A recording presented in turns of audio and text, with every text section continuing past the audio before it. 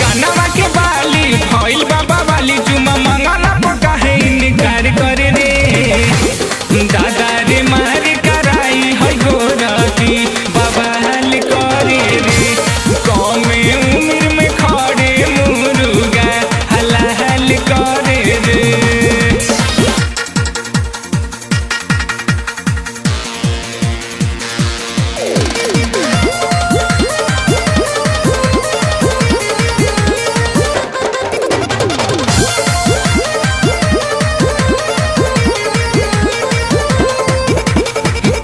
के पायल करता घायल लागता चोट करे जाबे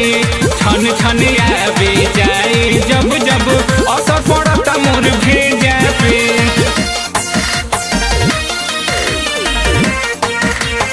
हाँ पौआ के पायल करता घायल लागता चोट करे जाबे छन छन आवे जाए जब जब असर पड़ता मोर भेजा पे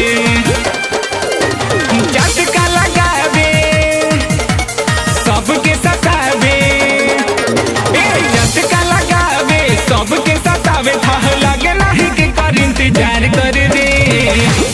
दादा रे मार कराई पतर की बवाल करे रे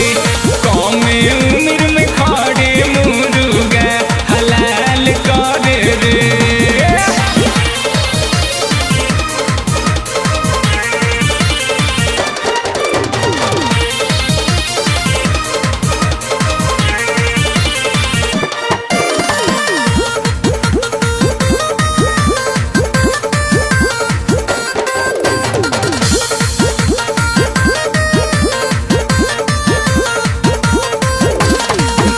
कमरिया पे शोभे घघरिया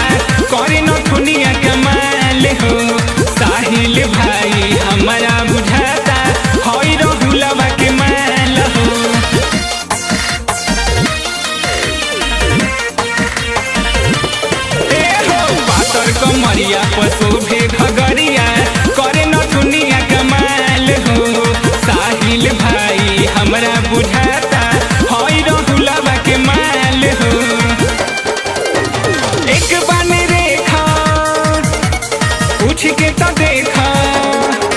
एक बार रेखा पूछ के तो देखा यारे आँख से इशारा बार बार करे रे दादा